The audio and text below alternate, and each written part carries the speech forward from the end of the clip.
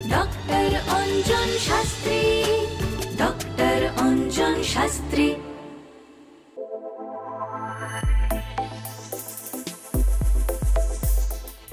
অঞ্জন, আমরা যেটা আলোচনা করেছিলাম যে শিক্ষাক্ষেত্রে এই ধরনের প্রভাব থাকলে কি হতে পারে, এইবার আসি কর্মক্ষেত্রে। অবশ্যই কর্মক্ষেত্রেও তো একটা প্রভাব আছে। একদম, সেই প্রভাবটা কি হতে পারে? হ্যাঁ, প্রথমত এই যে গুরু চণ্ডাল, অর্থাৎ এখানে বৃহস্পতি, শুক্র, রাহু এবং শুক্রর একটা এই তিনটে গ্রহের কিন্তু এখানে কানেকশন আছে, প্রথমে আমি বলেছিলাম। এখন কর্মক্ষেত্রে এরও একটা ভালো প্রভাব পড়ে। প্রথমত 10th হাউসকে আগে দেখতে হবে যে 10th হাউসের অধিপতি কোন গ্রহ। দেখা গেল হয়তো তার 10th হাউসের অধিপতি বৃহস্পতি বা শুক্র। সেক্ষেত্রে এই গ্রহটি যদি কোনো না কোনোভাবে রাহুর সাথে যদি কোনো সংযোগ স্থাপন করে থাকে, তাহলে কিন্তু এর প্রভাবটা অ্যাক্টিভেট হয়। এবং এই প্রভাবটা অ্যাক্টিভেট হলে অনেক রকম সমস্যা তৈরি হয়। প্রথমত কর্মক্ষেত্রে বলতে আমরা হয়তো যেখানে চাকরি করছি, বিশেষত আমি প্রথমত প্রাইভেট এমপ্লয়ীদের কথা বলি। প্রাইভেট এমপ্লয়ীদের হয়তো তার যে বস, তার উপরে পরপর অ্যাকচুয়াল আমাদের স্তর আছে বিভিন্ন, সেই অনুযায়ী দেখা যায় যে সে যেখানে কর্ম করছে তার ঊর্ধ্বতন কর্তৃপক্ষের সাথে সর্বদা একটা বাগবিতণ্ডায় জড়িয়ে পড়ে, মানে লড়াই লেগে থাকে। বা তার অ্যাটিচিউড, তার ব্যবহার এমন কিছু নেগেটিভ ফল দিতে পারে। সেক্ষেত্রে তার ঊর্ধ্বতন কর্তৃপক্ষ বা তার কোম্পানির যে বস তাকে সেভাবে ভালো নজরে দেখছে না। এক্ষেত্রে একটা দারুণ প্রভাব পড়ে দেখা গেছে।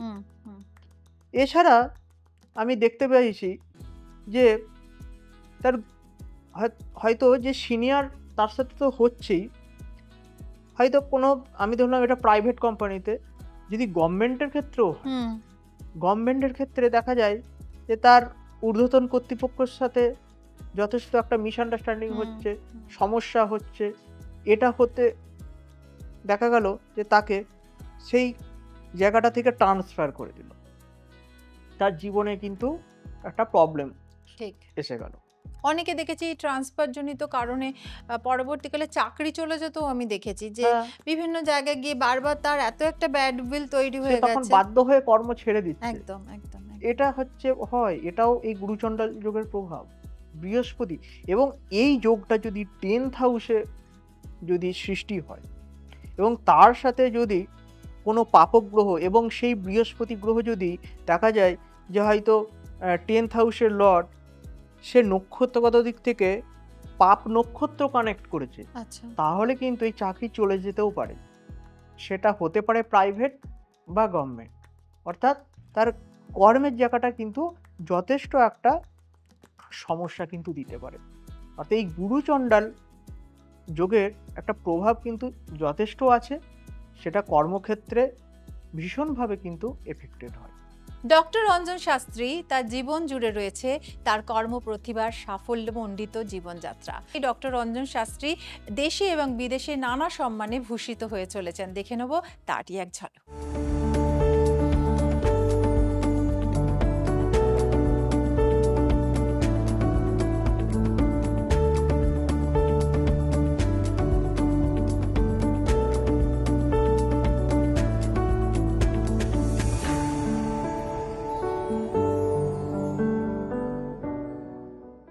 মানে আমরা একটা কথা শুনে থাকি না যে ধর আমার বসের সঙ্গে একদম বনিবনা হয় না, হ্যাঁ হচ্ছে না, বা এইচআর এর সঙ্গে লেগে গেছে আর কি। তার মানে এই যোগটা আছে, মানে তার মানে যেখানেই সে কর্মক্ষেত্রে যাক না কেন এই সমস্যাটার সম্মুখীন সে হবে এবং সে কোনো কারণে জড়িয়ে পড়বে এইভাবে। এবং এইভাবে এটাও দেখেছি, এই যে রাহু কি বলেছি যে পরিবর্তনকারী গ্রহ, পরিবর্তন করায়, এবং এই কারণে তার জব স্যাটিসফ্যাকশন থাকে না। এটাও একটা ব্যাপার দেখেছি। এ কারণে বারংবার সে কর্ম পরিবর্তন করছে। আজকে একটা কোম্পানি, ব্যক্তিগতভাবে আজকে একটা কোম্পানি 1 বছর করে অন্য একটা কোম্পানিতে চলে গেল, আবার 2 বছর পর একটা অন্য কোম্পানিতে চলে গেল, কোনো কোম্পানিতেই সে সেটেল হতে পারছে না। এটাও কিন্তু গুরুচণ্ডালের প্রভাব। আচ্ছা। অর্থাৎ রাহু কিন্তু তার স্থায়িত্ব দিচ্ছে না, স্টেবিলিটির অভাব। অর্থাৎ রাহু পরিবর্তনকারী গ্রহ, সে সবসময় পরিবর্তন করতে চায়। আবার রাহু বৃহস্পতি যোগ যদি তৈরি হয় সেখানেও কিন্তু গুরুচণ্ডালের প্রভাব রইল, অর্থাৎ সেখানেও তার বসের সাথে বা সিনিয়র পার্সনের সাথে মিসআন্ডারস্ট্যান্ডিংও ঠিক, হচ্ছে। ঠিক। অর্থাৎ এ কারণেও তার একটা পরিবর্তন হতে পারে, হুম। তার নিজস্ব ব্যক্তিগত কোনো কারণেও পরিবর্তন হতে পারে। আচ্ছা, এটা তো গেল তুমি মানে যারা চাকরি করে তাদের দিকটা তুমি বললে। আমাকে বলে যারা ব্যবসা করে তাদের যদি এই দোষ থাকে তাহলে? বিজনেসের ক্ষেত্রে গুরুচণ্ডাল যোগটা হয়তো প্রভাব পড়বে অবশ্যই, কারণ যদি এখানে সপ্তম ঘরের অধিপতি হয়, অর্থাৎ 7th হাউস থেকে আমরা বিজনেসটা দেখি, সেখানে বৃহস্পতি রাহুর কানেকশন থাকলে সেক্ষেত্রে একটা সমস্যা হয়, সেটা হচ্ছে তার ব্যবসা বিজনেস কিন্তু স্থায়ী হয় না এবং তার লাইফে একাধিক বিজনেস আসে, এটাই সব থেকে মোস্ট প্রবলেম। মানে আজকে একটা করছে, কালকে একটা করছে, পরশু অ্যাকচুয়াল একটা করছে। মানে অন্তত হয়তো 3টে 4টে 5টা বিজনেস তার কিন্তু চেঞ্জ হয়ে গেল, আচ্ছা। এটা কিন্তু হয়। অর্থাৎ যে আমি একটা বিজনেস স্টার্টিং করলাম, সেই বিজনেসটাই লং টার্ম চলছে, এটা কিন্তু হতে চায় না। অর্থাৎ তার বিজনেস বেশি দিন স্থায়ী হবে না।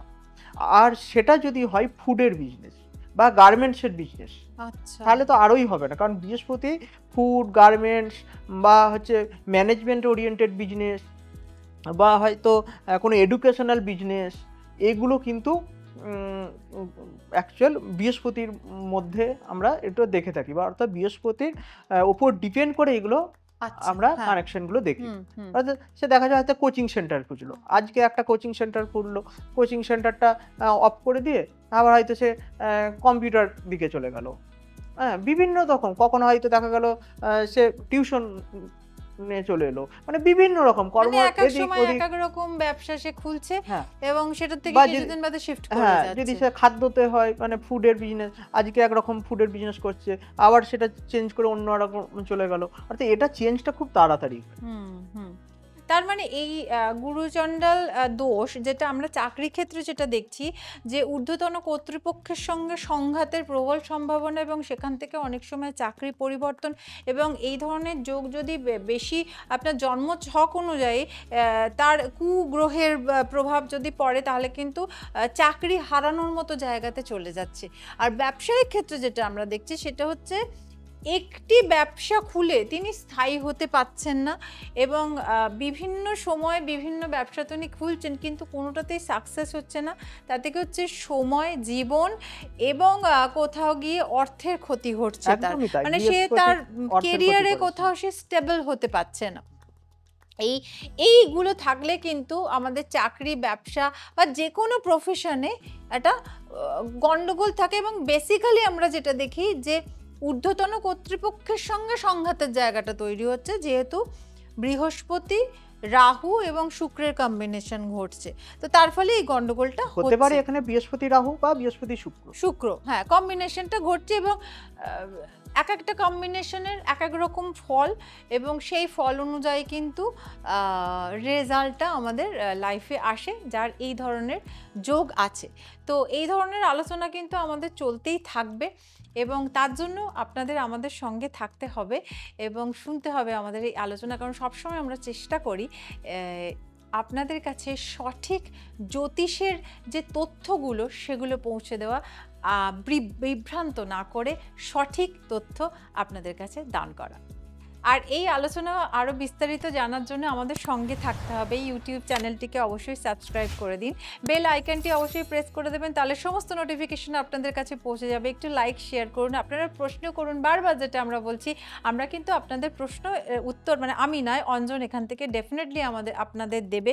এছাড়া আপনারা যারা অঞ্জনের সঙ্গে যোগাযোগ করতে চাইছেন, স্ক্রিনে যে নাম্বারটি যাচ্ছে সেখানে আপনারা ফোন করে নিতে পারেন, অথবা আপনারা ওয়েবসাইটে কানেক্ট করতে পারেন www.anjanshastri.com এ, অথবা একটি অ্যাপ আছে অ্যাস্ট্রো অঞ্জন বলে, সেটি আপনি আপনার ফোনে ডাউনলোড করে নিতে পারেন, এবং সেখানে শুধুমাত্র অঞ্জনের অ্যাপয়েন্টমেন্ট নয়, অনেক ভালো ভালো ফিচার আছে জ্যোতিষ সংক্রান্ত, সেগুলো আপনারা অ্যাভেল করতে পারেন। এছাড়া সাক্ষাতে যারা অঞ্জনের সঙ্গে দেখা করতে চাইছেন তারা এসে পৌঁছতে পারেন আরামবাগ, রাসবিহারী অ্যাভিনিউ, বাগুইহাটি, বর্ধমান, মেদিনীপুর এবং বাঁকুড়ার যে কোনো একটি চেম্বারে।